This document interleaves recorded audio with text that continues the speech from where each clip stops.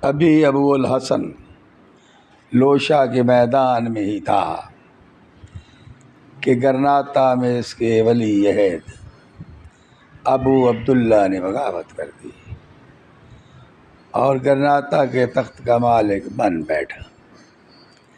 مسیحیوں سے جہاد میں مشغول مسلمانوں کے لیے یہ خطرناک اطلاع تھی۔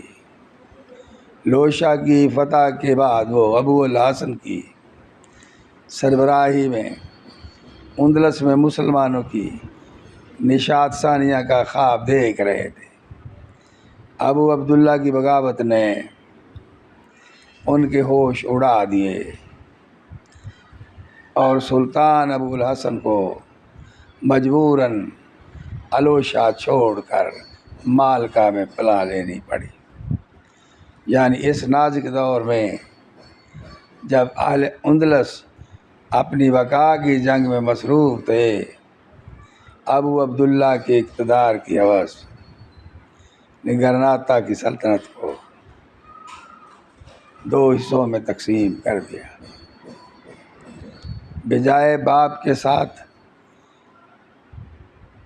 ہاتھ مضبوط کرنے کے، ابو عبداللہ اس کی سلطنت کے در پہ ہو گیا۔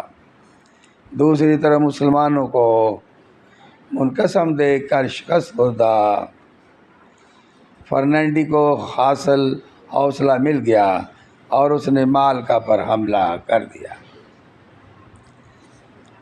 مالکا میں ابو الحسن اور فرنینڈیکو کو برسر پیکار دیکھ کر ابو عبداللہ نے بےغیرتی کی انتہا کرتے ہوئے ابو الحسن پر پشت سے حملہ کر دیا۔